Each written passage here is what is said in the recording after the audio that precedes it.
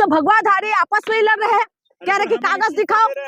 इस एक्ट को लेकर नहीं ले रहे, जो इस्तीफा दे रहे हैं ना शंकराचार्य की वजह से इस्तीफा दे रहे हैं। शंकराचार्य जैसे उनका बातचीत को भी मैंने अभी देखा था नहीं, मेरी बात सुनिए, मैं वही पूछना चाहती हूँ कि बराबरी का जब बात आते तो आप लोग क्यों इतना परेशान हो रहे हैं? सरकार से सवाल होना चाहिए, आज सरकार को इसका जो है इसको पूरी तरीके से क्लियर कर देना चाहिए। लेकिन आप बताइए, जिसको सदियों से सताया, जिसने सदियों से परेशान किया जाए, जिसने अपने अस्तित्व की लड़ाई लड़ी, जिसने पानी पीने के लिए लड़ाई लड़ी है, जिन्होंने खटिया पे बैठने के लिए लड़ाई लड़ी है, ये लड़े हैं इन लोगों ने।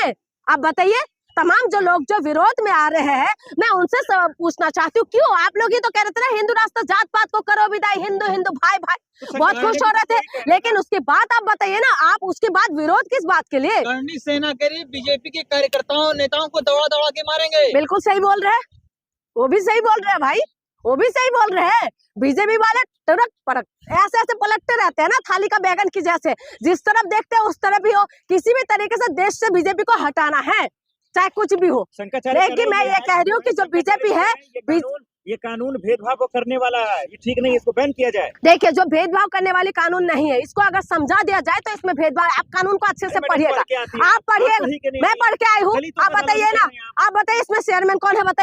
बताइए इसमें चेयरमैन, इसका चेयरमैन कौन है? आप बताइए ना, कौन है इसमें? मैं इसीलिए बता रही हूँ कि तमाम जो लोग हैं इसमें आपको विपक्ष भी है, पक्ष भी शामिल है।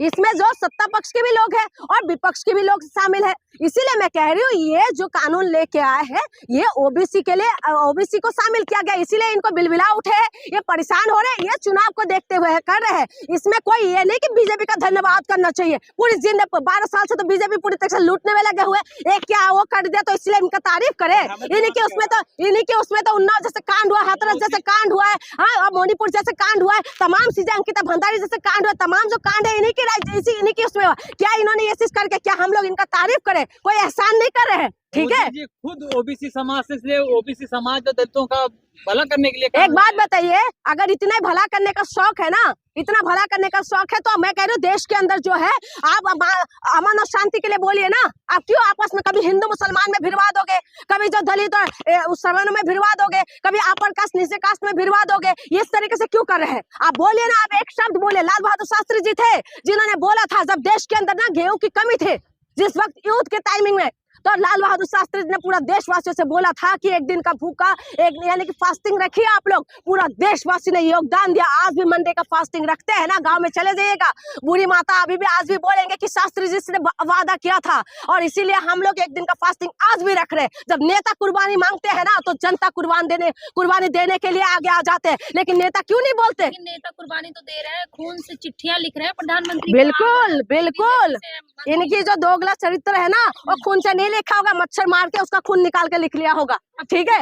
हाँ, बिल्कुल भरोसा नहीं है बीजेपी अगर उल्टे तवा में उल्टा होके, गरम तवा में उल्टा होके भी बैठ जाए ना, तब भी मैं विश्वास नहीं करने वाली। क्योंकि इन्हीं का स्लोगन था बेटी बचाओ बेटी पढ़ाओ, इन्हीं का स्लोगन था सबका साथ सबका विकास, इन्हीं का स्लोगन था कि है ना महिला के सम्मान में भाजपा मैदान में, इन्हीं का स्लोगन था कि महिला का सशक्तिकरण करेंगे। दलित समाज, SC ST OBC जो लगातार विरोध कर रहा था, तो वो खुश हो गया ना। देखिए, उनको खुश, मैं यही कह रही हूँ, कोई एहसान नहीं किया, खुश हो बहुत अच्छी बात है, लेकिन वोट मत दीजिएगा बीजेपी को। बस बार झटका लगेगा क्या? क्यों लगेगा भाई? अखिलेश यादव को झटका, अखिलेश यादव का पार्टी वो पार्टी थी ना जिन्होंने फूलन देवी को टिकट दिया था। झटका लगेगा? किस बात का झटका लगेगा? अखिलेश यादव वो था जिन्होंने यूपी के अंदर जो काम किया था ना अखिलेश यादव ने पढ़ाई लिखाई के मामले में। अब अखिलेश यादव को झटका लगेगा? किस बात का झटका लगेगा भाई? और किस बात का झटका लगना चाहिए? उन लोगों को समझना चाहिए कि अखिलेश यादव का समाजवादी पार्टी वही पार्टी थे जिन्होंने महिलाओं को सम्मान दिया था, जिन्होंने फूलन देवी की जैसे एक महिला को जो है ना,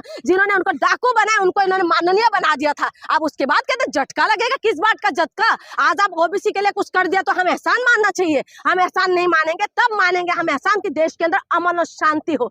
कम से कम इससे तो इतना सुकून हो गया कि जो है मीडिया वालों को जो है इनको मिल गया, हिंदू मुसलमान से थोड़ा साइड हो गया, थोड़ा जो है अपने आपस में लड़वाते रहो, कौन हिंदू बड़ा हिंदू छोटा हिंदू। और दूसरा ये है कि ये लोग जो है मुसलमान अब सुकून की एक दिन सो जाओ आराम से। सवाल आपसे ये है कि अभी पीछे उत्तर प्रदेश की राजनीति में जिस तरीके से उथल पुथल थी, पूरे उत्तर प्रदेश के जो ब्राह्मण विधायक थे उन्होंने एक मीटिंग बुलाई और उस अपनी मीटिंग बुलाई और भाजपा के जो प्रदेश अध्यक्ष उनकी मीटिंग में नहीं गए, कहीं इसी उस एंगल से तो नहीं देखा जा रहा?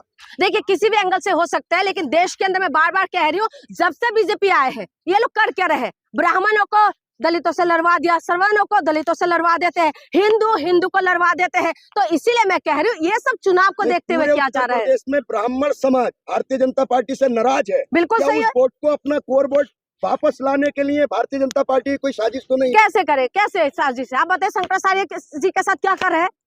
शंकराचार्य जी के साथ क्या कर रहे हैं? तो ब्राह्मण कैसे उनके साथ जाएंगे? तो इसीलिए कह रहे हैं मैं ब्राह्मणों का विरोध नहीं हूँ, मैं श्रवण समाज की विरोधी नहीं हूँ, मैं ब्राह्मणवाद की विरोधी हूँ। और जो मानसिकता है मैं उनकी विरोधी हूँ। मैं बाकी सबका इतिहास, कमाल का इतिहास है इस देश की मिट्टी में, सबका योगदान है और सबको मैं मानती हूँ।